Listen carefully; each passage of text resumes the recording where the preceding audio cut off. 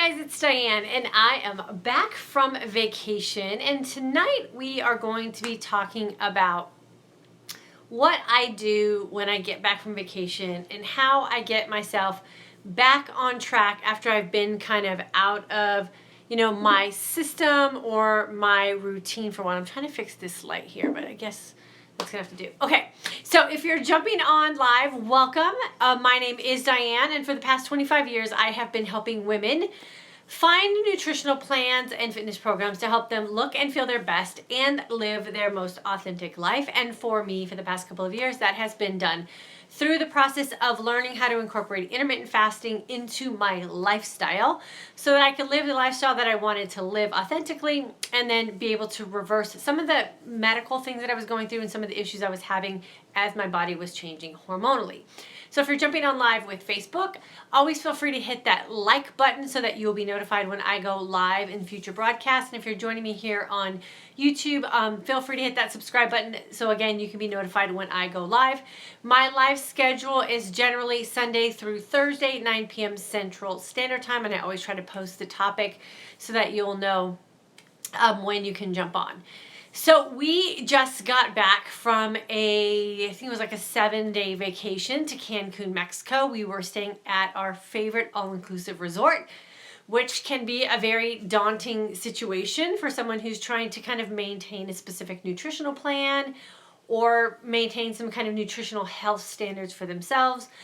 We have been to this resort now, I think this is our 4th time. We absolutely love it. It's called the Moon Palace, and more specifically, we stayed at the Moon Palace Grand, which is a new section of the resort. One of the things we love about where we stay is that they do have very healthy food options, and the food is super fresh. There's plenty of food to be found anywhere you go on the resort. But we've sort of found a nice little balance with what we want to do on vacation as far as relax and enjoy times with our family and maintain some civility as far as our standards go with what we're doing with nutrition and what we want for ourselves in our life. And one of the other things that we really love about the resort that we stay at is they have an excellent fitness center. And so we definitely take advantage of using the facilities there as far as the fitness equipment. And then making sure that I think we worked out like 4 out of the 6 or 7 days, 6 days that we were actually there, 6 full days. And so everything worked out exactly kind of how we had it planned out for ourselves. And then for me personally, I do like to maintain as much as possible a gluten-free life, as well as dairy-free, and then absolutely soy-free. And one of the things that we have found traveling internationally is that the quality of food in Mexico is by far so much more superior than a lot of the food that we can find here in the United States, which might seem surprising, but it's amazing how when I am in Mexico and we are staying at our vacation resort, how I can be so much more free with the food choices that I make and not end up feeling like I'm being exposed to something that I have become intolerant to. And one of the things that really shocks me is the quality of chocolate in Mexico. If I were to eat just a standard cookie at any kind of bakery or, even like in a restaurant here in the United States, I would for sure get a soy reaction and feel kind of that soy exposure that I've explained in a lot of the videos and stuff that I share with the women in my course. And I can eat chocolate chip cookies in Mexico and not get sick at all. So I think that is one of the things that absolutely just kind of blows my mind and is a little bit frustrating to a certain point, that the quality of food here in the United States is just so overly processed that it is the thing that's making a lot of us sick. So we maintained somewhat of a fasting schedule while we were away on vacation. We got up on our workout days about 7:30. We hit the gym about 8:30 or 9. We worked out in a fasted state. Both Michael and I worked out in a fasted state. We both felt great. We didn't use any kind of pre-workout formulas or anything like that. We just literally woke up, had our water, went to the gym, had about an hour 15-minute workout, felt great. We would generally go back, pick up the kids, and then we'd go to our breakfast place that we go to. It was a buffet. And we would hit that at about 11 o'clock in the morning, so that's when we would break our fast. And they have plenty of great fresh food options there. We had fresh omelets made for us. There was plenty of fresh vegetables there. So I personally sort of went to the vegetable and omelet side of things for my breakfast in the morning. And then all I had to do was ask for an avocado from the chef, and he would come out with a beautiful avocado, and he would chop it up for me, so I would have fresh avocado on my plate. So I was able to kind of maintain that part of what I like to do with my kind of higher fat in diet. We had plenty of fresh water, plenty of coffee, and then from breakfast we would kind of go out for the day. Either we'd be at the pool all day, or we would spend some time at the beach. And again, we had plenty of fresh options. We would have some fresh ceviche, or we would have, a fresh plate of vegetables or some sort of shrimp or something like that. So it was really easy for us to kind of stay pretty close to our standards of what we like to do nutritionally, while still feeling like we could kind of loosen the reins and indulge a little bit and enjoy vacation. And trust me when I say that, I'm a California girl and a San Diego girl, to take it even a step further. And any opportunity I had to have some guacamole and chips and salsa, trust me, I took advantage of that.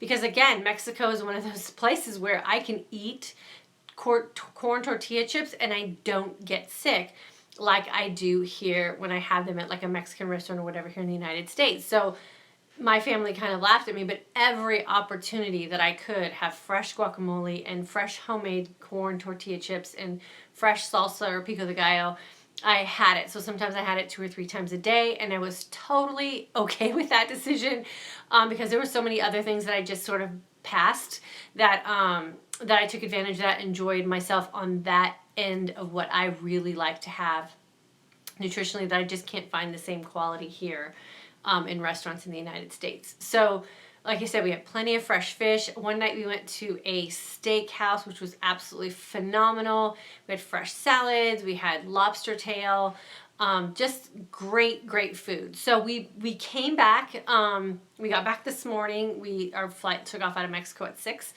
and we feel great. We woke up every morning feeling great. We feel great today.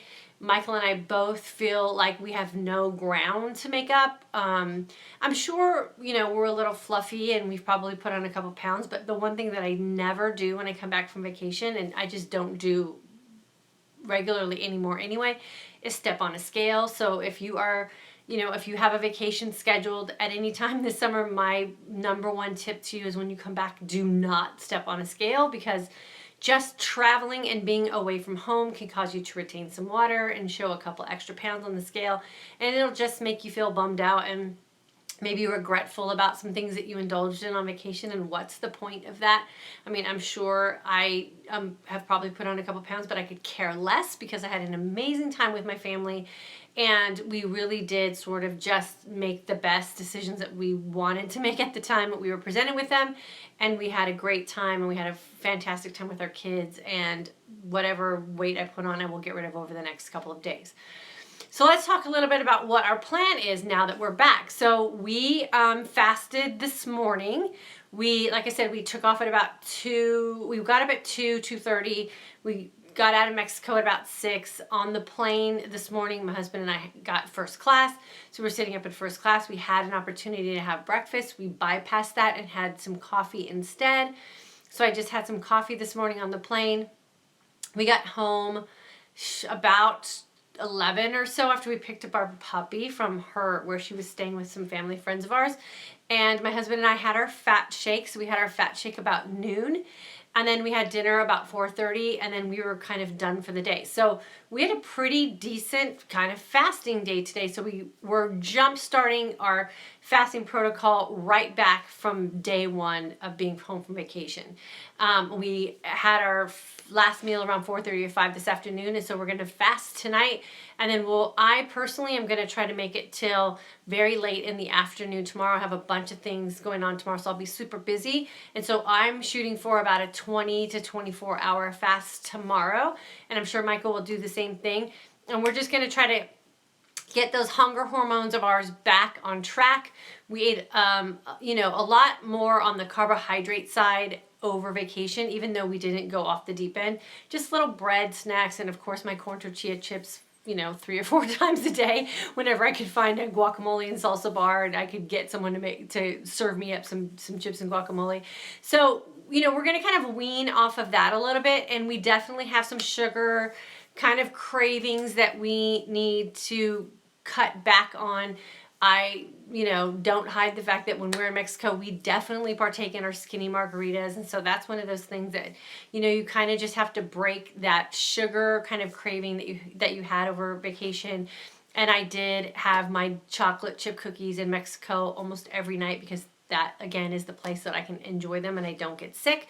So those are those little just vacation indulgences that we're going to have to kind of break that snacky habit that we have, and then that little extra yearning for the sweets. But we are doing well with our fast today. Like I said, I'll do a really long fast tomorrow, and then we'll probably by day 3 we'll be right back on track with where we were with doing 16 to 20 hour fasts pretty regularly, and be able to kick those sugar addictions that we've kind of picked up over vacation pretty quickly. I've already, indulged in my Mountain Valley spring water today, and I'm drinking as much of that as I can, along with my Pellegrino and my carbonated water, so that I kind of get the ghrelin back on track and get my hunger hormones settled back down so they don't drive me crazy over the next couple of days. And then we're just going to stay busy.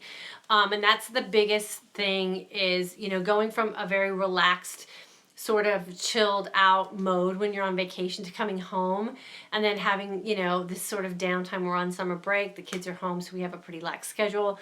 So it'd be really easy for us to just kind of stay in that vacation mode with eating, with having some snacks and kind of indulging in some sweets and, keeping on that, having a margarita every night or a glass of wine.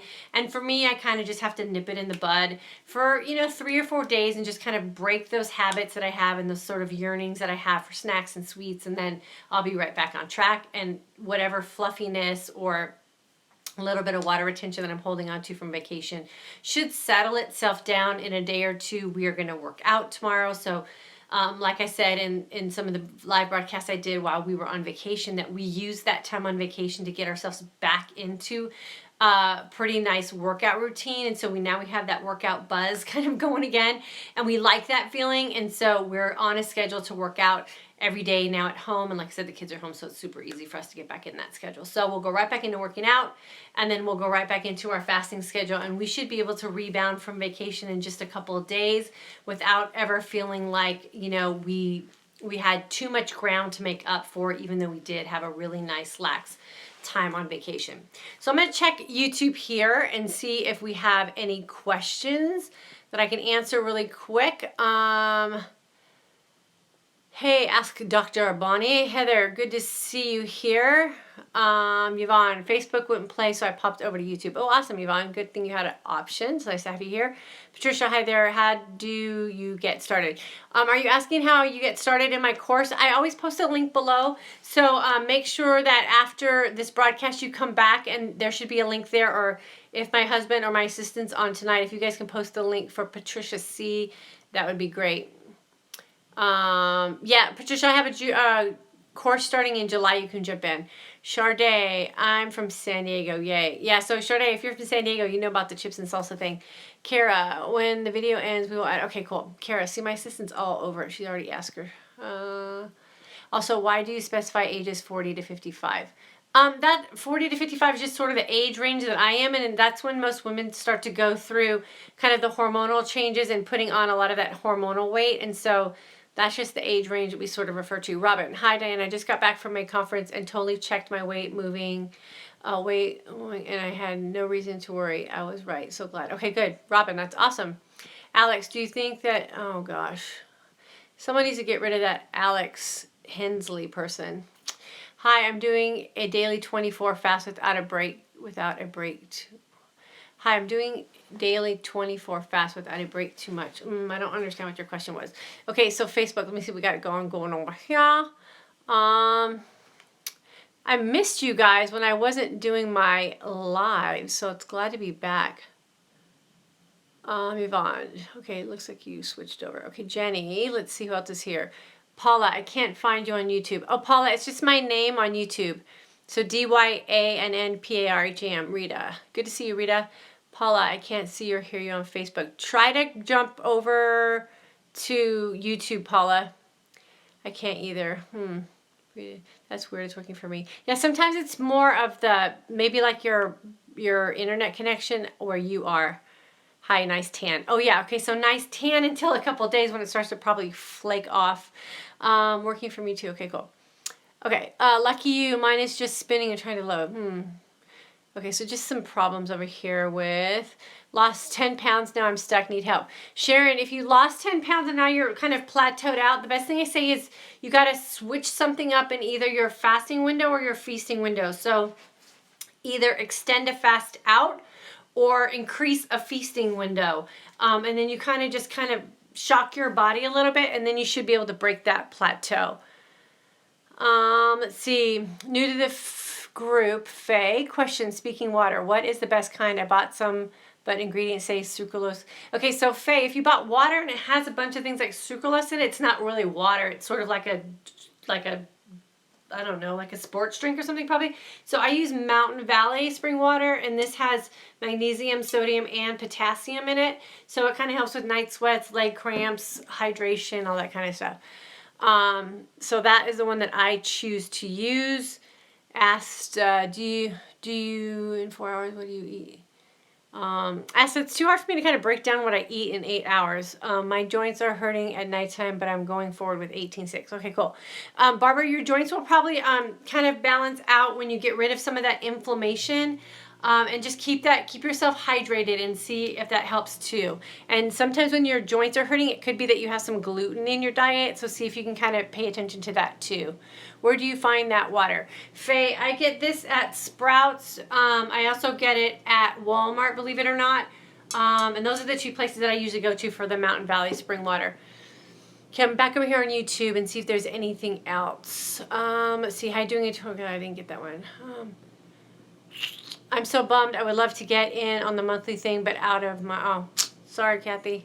Bob, oh gosh. Are you good with the Green Chef paleo meals?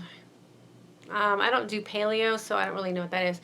Please don't say you're a vegan and it's because you love animals. Oh my gosh, who are all these people on here today? Kim, I'm fasting for 20 hours every day with a 4-hour eating window. Too much? Should I take a break and move back to 16 hours?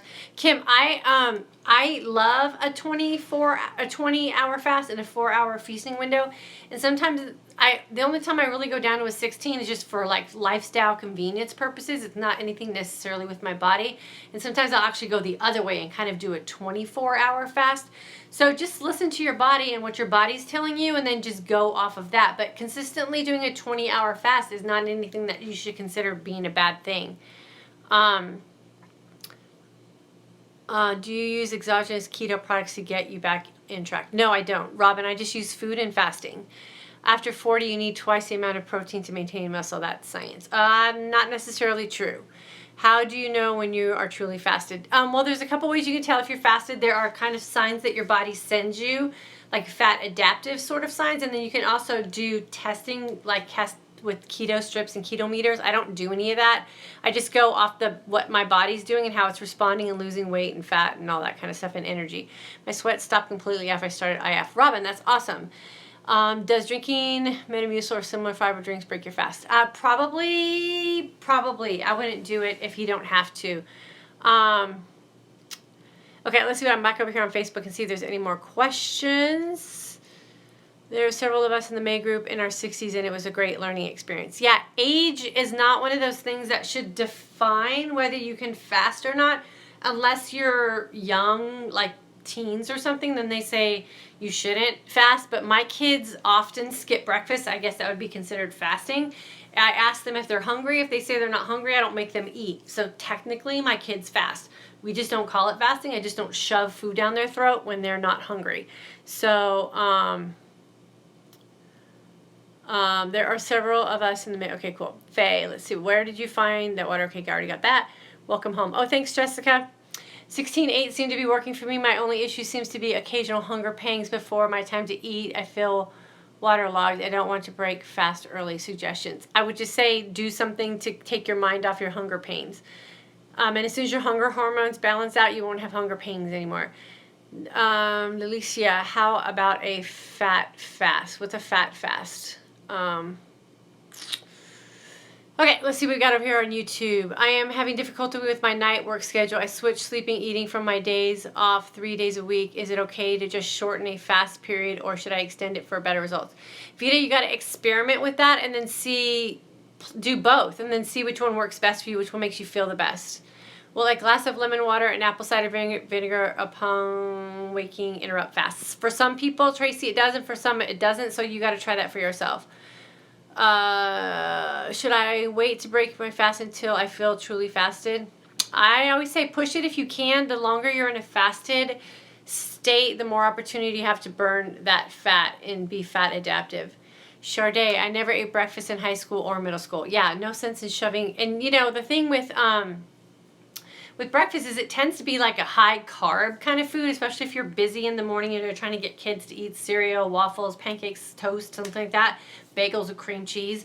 And I found that that's kind of what we were doing with our kids, and they just aren't hungry, and they're not big bready kind of people either.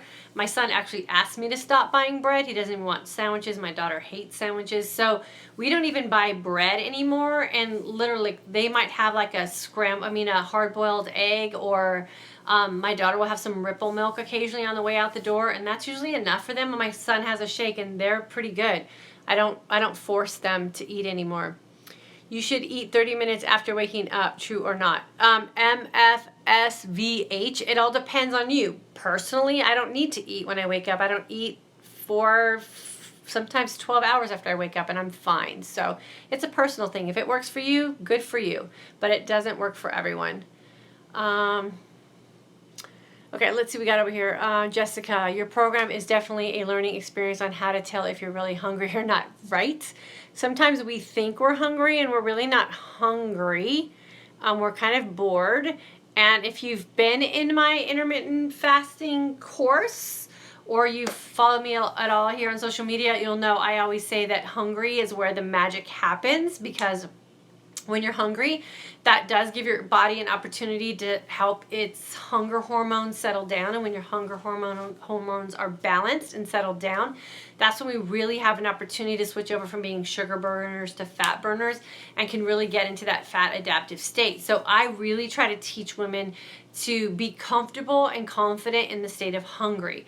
And there's a huge difference between hungry and starvation, and it takes a very long time, like days upon days upon days, for you to actually be in starvation mode. So being hungry is just that thing that our society has taught us is a negative thing, when the reality is being hungry can be a very positive thing if you know how to kind of be comfortable in that state and understand what your body's going through when it's working through the hunger process. And it really is a process of your hunger hormones just trying to level themselves out and learn how to trust what you're doing for your body. So once you get comfortable with that, then you're fine.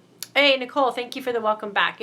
I would say it's fantastic to be back, but I would sort of be lying, because we really do love Mexico, and it was kind of hard to leave. But it's nice to be home with our puppy, and it is kind of nice to be home in our surroundings and to get back to a normal person schedule. We do sort of live, in that fantasy world when we're in Mexico. We love the place that we stay. It is absolute paradise for us. And so it is great to be there, and it is always hard to leave, but it is nice to get back to being in your normal life. I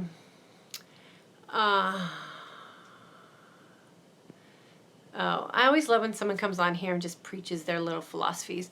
I have found I feel my best eating carbs, fat, and protein at 10 a.m. No food until 6 p.m. and then no carbs. What was it you said? No carbs. And just protein and fat. Have lost 10 out of 25 pounds already in a month. IF is fantastic. Kathy, good for you. I always say you need to find what works for you. So do the research, do kind of, you're experimenting with your own lifestyle and what works for your body type, and then just kind of live in that place, and that's where you're going to find your best success. Okay, let's see what we got over here on Facebook. I think that's about it. How about a fat fast? I didn't get the fat fast.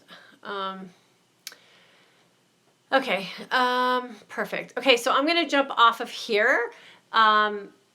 I will continue to kind of keep you guys posted on what I'm doing this week to transition back into normal life. I'll keep you posted on how I'm feeling, how long it takes me to get back into my fat adaptive state. I definitely didn't feel that at all when we were in Mexico, but I wasn't expecting to because I was totally not living that lifestyle. And I'll kind of let you know when we kind of feel that magic kick back in. And then that way, if you guys go on vacation, hopefully you guys can rebound the same way. One more thing over here.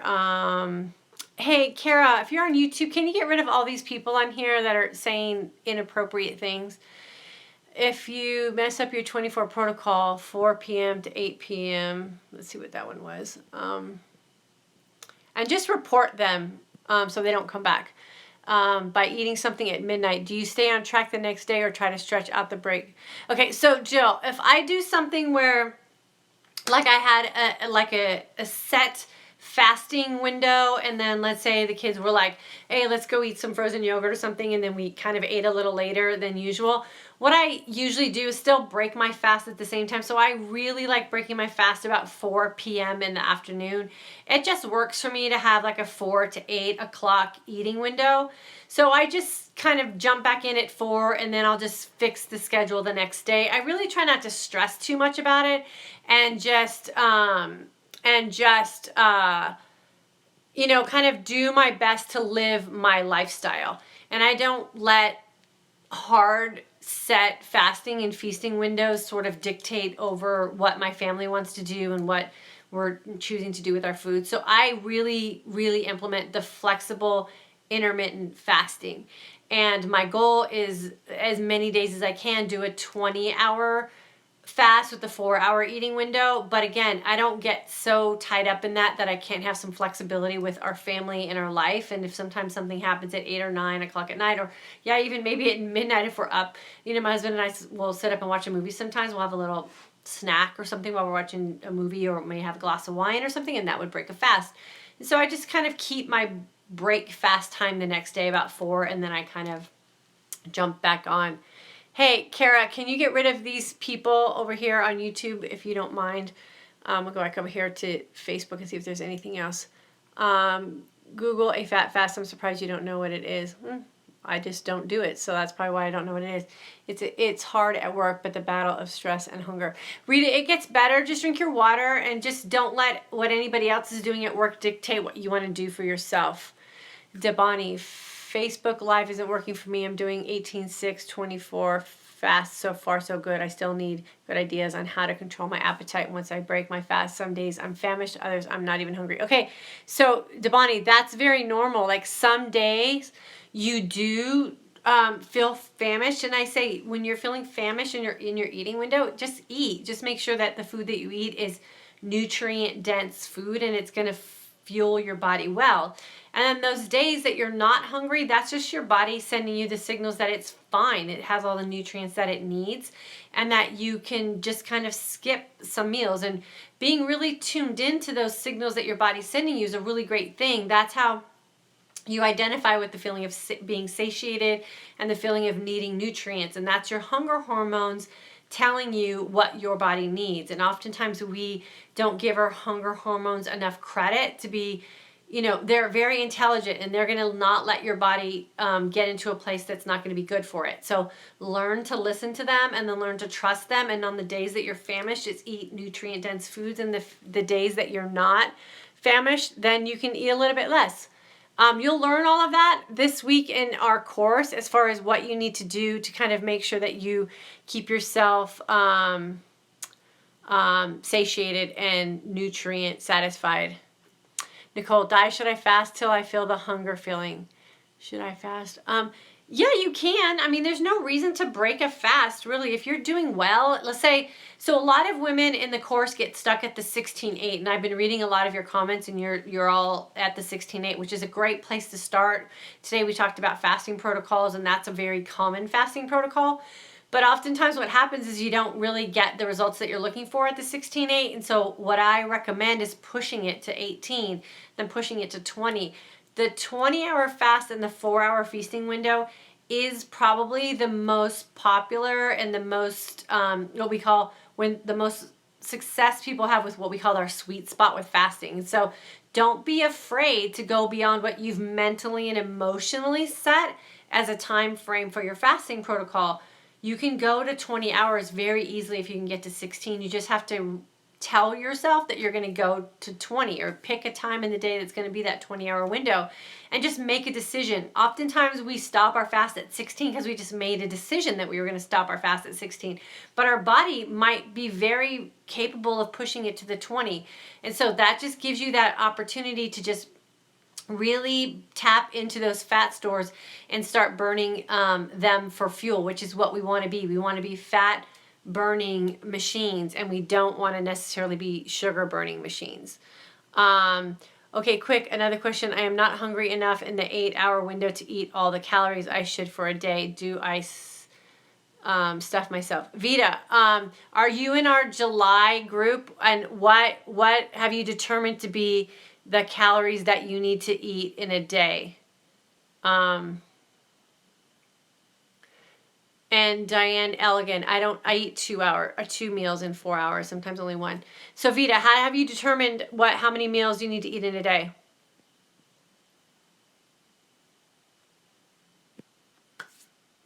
Let's see. I can't even get to 1,300, Nana. Okay, so Vita, if you're in my July course, you're going to learn this week that you don't have to count calories anymore. So you kind of can get away from feeling like you need to eat X amount of calories, or feel like you have to stuff your face. You don't have to do that anymore. Your body will learn how to take care of that extra calories through burning fat. And that is something we learn in our very first week of my course. So if you're in the course, you'll get that in a couple of days. Okay. So I don't know what is up with YouTube and all the people in there that are not very nice today. Okay, let's see. Facebook. Thank you for all your good information. Barbara, you are so welcome. Fat fast is pretty much what you do, Di. The idea is that you eat about 8. Oh, okay. Well, so I wouldn't call it a fat fast then. It's a fat feast. Like I eat a high fat, moderate protein, conscious carbohydrate diet. But I don't call it what other people call it. I just kind of made that way of life for myself. So I don't even count how many macros of fat I have. I just eat good, wholesome, whole food fat. So I don't call it a fat fast. I just say that I eat a high fat, moderate protein, conscious carbohydrate diet. So you can call it whatever you need to call it for your for whatever you're doing, and if that works, I think that's awesome. Starving yourself is unhealthy. That is common sense. Who are these people? Diane Elgin, my next class starts July 1st. And if you're anywhere on my YouTube page, you'll see a link that you can get registered. We always sell out about 2 weeks before our class starts. So if you're interested in joining my course, then I would say definitely get signed up sooner than later. And that way you'll make sure that you have a spot. Janice, happy birthday. Okay, so hopefully cleared up that fat fast thing. So just eat whatever makes you feel best. Some people do well on a high carb diet and a low fat diet. So I would say find your perfect combination of food that you like to eat that makes you get to the feeling and the look that you want for your life. And then just call it what you want to call it. Can you have multivitamins like fish oils when you're fasting? I don't do anything when I'm fasting. I'm fasting. Julie Morris, I get all the science from nutritionists. So prove me wrong. Oh gosh, just go somewhere else and be right. Oh my gosh. Okay, what do you suggest a typical calorie number should be? Lori, there's not a typical calorie number. So I haven't counted calories in probably a year. I just eat like a certain kind of combination of foods pretty generally. Again, I go high fat, moderate protein, conscious carbohydrates. So conscious carbohydrates to me are, I eat a lot of vegetables and I try to stay away from anything that's going to be grainy or starchy in carbohydrates. So I don't like to put rules on how I eat other than I don't eat anything that doesn't make me feel and look my best. And so I have just sort of acquired a list of foods that I eat that do that for me. That's really what I teach in the course that I have, is you figuring out what foods make you feel and look your best And then those are the foods that you put in your high fat, moderate protein, conscious carbohydrate lifestyle. And the foods that you eat that you notice kind of, make you feel fatigued or bloated or achy or just, not great energy wise, then you put those on the, eat very infrequently list.